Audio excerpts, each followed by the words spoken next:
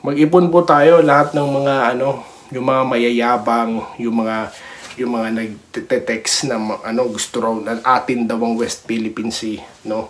I-collect natin 'yon, no? Magtayo tayo ng volunteer center. Kung pagbitbitin natin silang sipat at ng palakol. Total naman yan po ang bakbakan na dun sa West Philippine Sea. At tignan natin ang katapangan ng mga yan. Kasi nga, pagsama-samahin natin, no? Tapos kumuha tayo ng suporta from malabanan.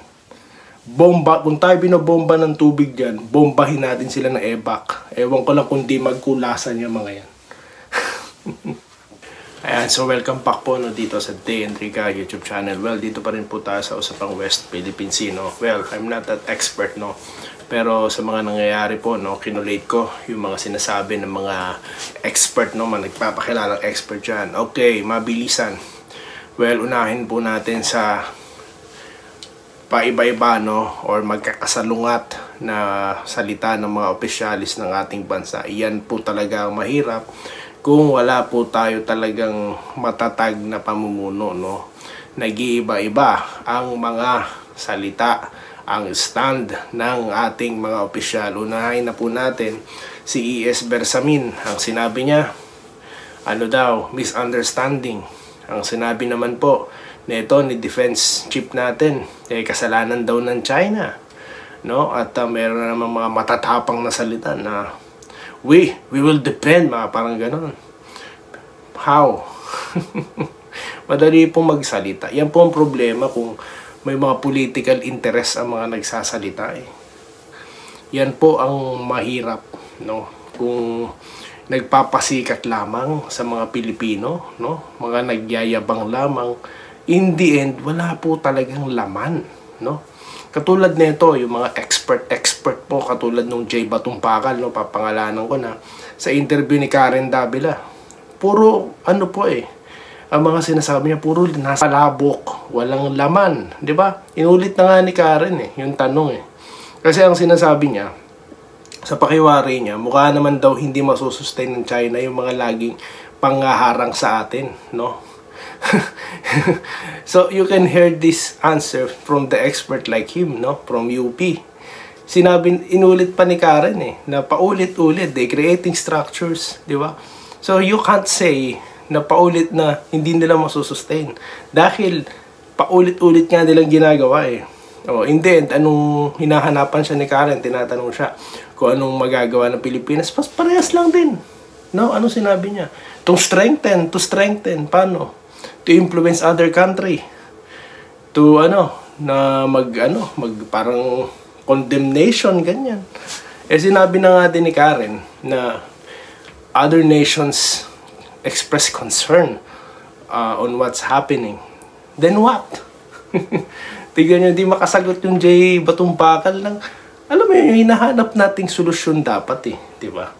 Wala Ngayon, sa iba namang expert, no? Retired, no? Diyan po sa interview, no? Sinabi naman niya na dapat daw hindi tingi-tingi, no? Yung ating panayan po to ni Ted Filon, no? Hindi daw po dapat tingi-tingi yung ating response. Dapat daw po pagsama-samahin yung mga assets natin, no? Para malakas din yung ating puwersa, parang ganun. Pag tayo magkakaroon ng ulit na resupply mission, no? Well, makes sense yun, no? Makes sense yun. Kasi nga, if you're going to talk about long-term plans, well, guys, hindi po yan isang ganun, meron na tayong bagong barko, no? Hindi po ganun. So, tama siya dun.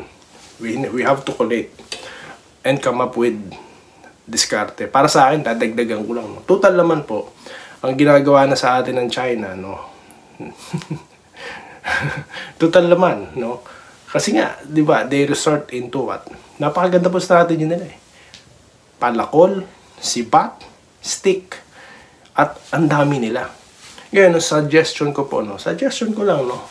Samahan na lang natin ng no? Pagtripan na lang natin. Total naman, wala tayong makuwang no? Wala tayong makuwang matinong sagot sa mga opisyal natin. Yung talagang solusyon. Wala po Kahit po, yun lang, yung sa interview ni Ted Filon, Bicolate. But how? No, sa akin, dadagdagan ko lang ganito. No, sa akin lang, ano. Mag-ipon po tayo lahat ng mga, ano, yung mga mayayabang, yung mga nagte-text na, ano, gusto raw na atin daw ang West Philippine Sea, no. I-collate natin yun, no. Magtayo tayo ng volunteer center. Pumunta kayo lahat dito. At kung volunteers, ano po yan? Mga ununiform po yung mga yan, no? No, civilian, ayan, civilian sila. Iharap po natin sila doon. No, matapang sila, pagbitbitin natin silang sipat at ng palakol. Total naman yan po ang bakbakan na doon sa West Philippine Sea. At tignan natin ang katapangan ng mga yan. Kasi nga, ang yayabang, pero sinong inunguso natin? Yung kawawa nating mga kasundaluhan.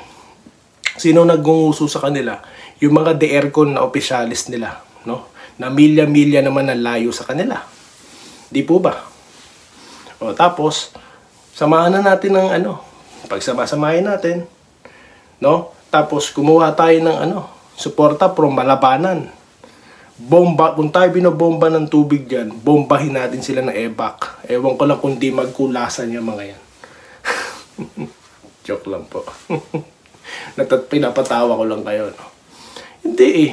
You can't have, no, na matinong sagot, puro pampolitika, no, puro kayabangan.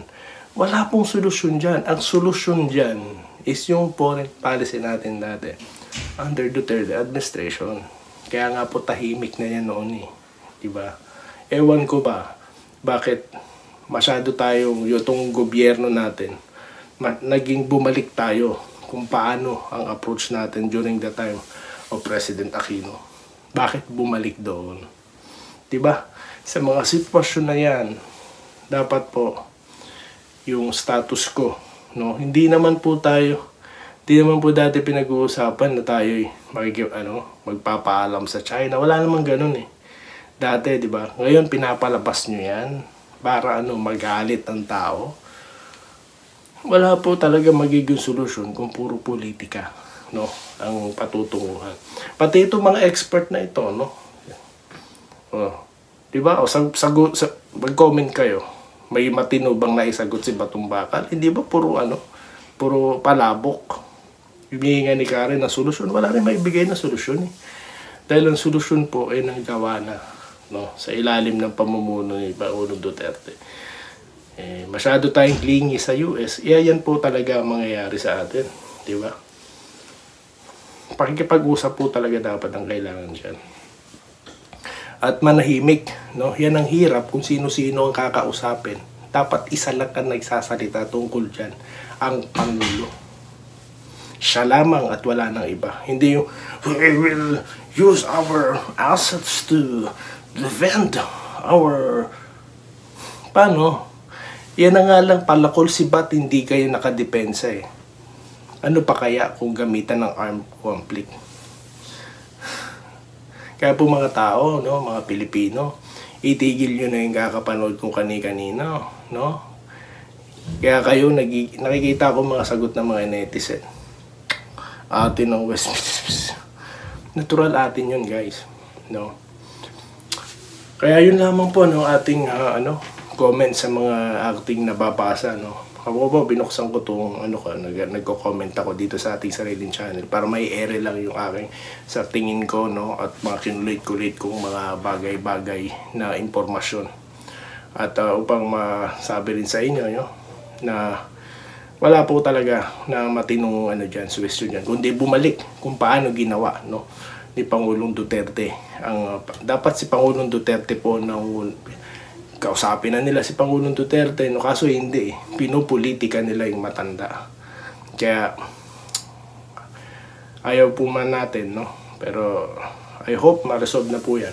At abangan at babantayan po natin yan. At magkikita-kita pa po tayo sa mga susunod na content at comment katulad dito lamang sa The Enrica YouTube channel. Muli, maraming salamat po sa inyong panonood.